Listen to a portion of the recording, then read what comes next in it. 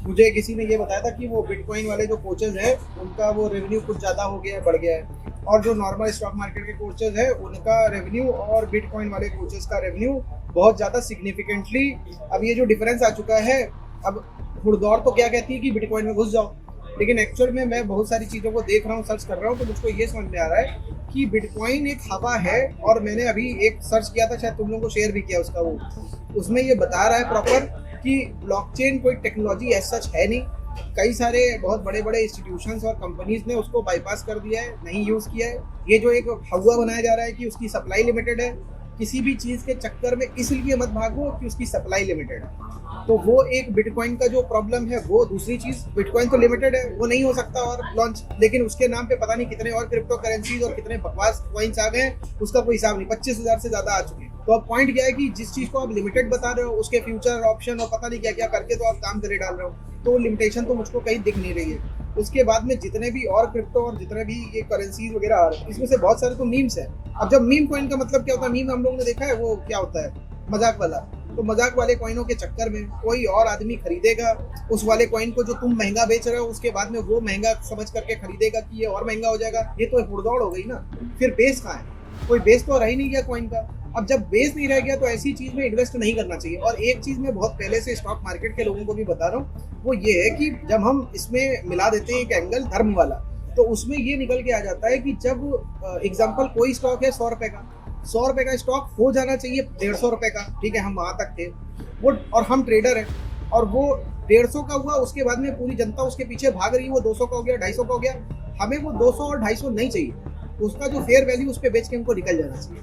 ये चीज जब स्टॉक मार्केट में हम लोग अप्लाई करना सीख रहे हैं, और अप्लाई कर रहे हैं, क्यों, इसका रीजन है धर्म के पॉइंट ऑफ व्यू से हमें वो चीज महंगी बेचनी ही क्यों है, बड़ी सिंपल सी बात है। और अगर बिक रही है तो भैया उससे निकल लो, क्योंकि एक ना एक दिन वो वापस नीचे आ ही जानी है। लेकिन अगर वो ऐसा स्टॉक है जिसमें हम इन्वेस्टेड है लंबे टाइम के लिए, तो कोई फर्क नहीं पड़ता, कभी वो ओवर वैल्यूड हो जाएगी, कभी वो अंडर वैल्यूड हो जाएगी। अब सेम कॉन्सेप्ट को अगर बिटकॉइन में और क्रिप्टो में यूज करें, तो यहाँ पे अगर हवाबाजी चल रही है, और वो हवाबाजी की एक तरीके सट्टेबाजी, जिसमें कि वो लगातार ऊपर जा रही है, ये पहले खरीदने वाला सोच रहा है कि अभी और ऊपर जाएगी, दूसरा खरीदने वाला सोच रहा है अभी और ऊपर जा रही है, और इस बेसिस पे सबके सब लेते जा रहे हैं और वो बढ़ता चला जा रहा है। पास्ट में ऐसे बबल्स आए, ट्यूलिप बबल, .com बबल, ये सब हुए। ट्यूलिप क्या था, वो ट्यूलिप का एक फ्लावर होता है, उसका जो बड होता है, बल्ब होता है जिससे वो उगता है, उसकी भड़दौड़ पड़ गई, वो सबके सब उसके पीछे भागे और बहुत बड़ा एक भयंकर क्रैश आया था। पूरी दुनिया उसके पीछे भाग रही थी, उसके प्राइसेस इतने बढ़ गए थे कुछ कहने को नहीं, और वैल्यू कुछ नहीं थी।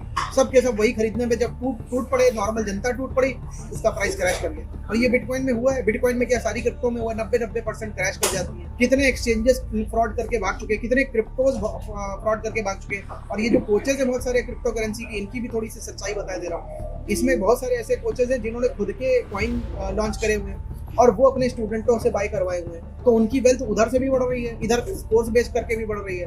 और जिस दिन ये क्रैश होगा कॉइन, तो उस दिन कोच भी जाएगा, स्टूडेंट भी जाएगा, सब खत्म हो जाएगा। यहाँ पे जीसीडी जो चल रहा है बिल्कुल बेस से चल रहा है, एक स्ट्रेंथ के बेसिस पे चल रहा है कि भैया हमें किसी चीज के पीछे भागना नहीं है, जो चीज है सच है, असली है, सच्चाई है।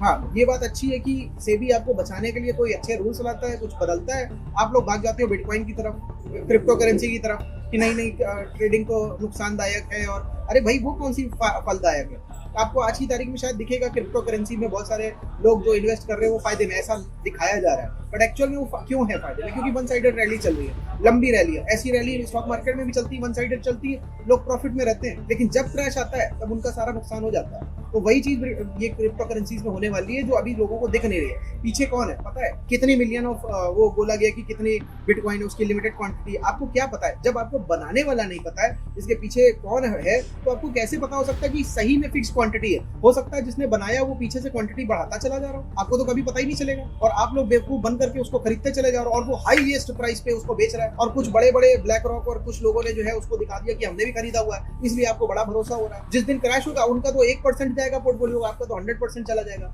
और इसीलिए उन्होंने दिखाया हुआ है ये क्रिएट करके। अब आप ज्यादा समझदार हो, आपको ये चाहिए कि नहीं चाहिए, पहले ये देख लो। आपको धर्म के हिसाब से करनी है इन्वेस्टिंग, या आपको हुड़दौड़ में ये स्पेकुलेशन सट्टेबाजी के बेसिस पे करनी है, खुद देख लो। और जितने भी लोग हैं जो सट्टेबाजी करते हैं, ये ड्रीम 11, ये पागल कौन है, ये बुड्ढा नाम है इसका, रोनित रॉय, वो देर मत करो, वो अड्डा ये वो कर लो, डाउनलोड कर लो, ऐसे बोलता है। एक वो हीरो है जो अक्षय कुमार की टॉयलेट मूवी में था, उसका छोटा भाई बना था, काली जैकेट पहने हुआ, कान में बाली पहने हुआ है, बिल्कुल लोफड़ों वाली उसने फोटो वो अपनी इमेज बना के रखी, लोफड़ों को ये आकर्षित कर रहा है, लोफड़ों को बुला रहा है, आओ खेलो आकर के, डाउनलोड करो, देर मत करो। क्या कर रहे हैं ये लोग? ऐसा नहीं कि जीसीडी का ऐड चलाने के लिए हम लोगों को नहीं पता चलता, ये रोनेट रॉय का सबसे ज्यादा नाम सजेस्ट होता है कि इसके साथ बना लो, ये वो लोग हैं, इनके ऊपर पैसे लग रहे हैं, मूवीज बन रही हैं, तो ये सबसे ज्यादा अच्छा रिटर्न देंगे आपको। अब जब से मैंने वो अड्डा वाला उसका वो देखा है, वीडियो ऐड देखा है, मेरा तो उसके ऊपर से दिमाग हट गया।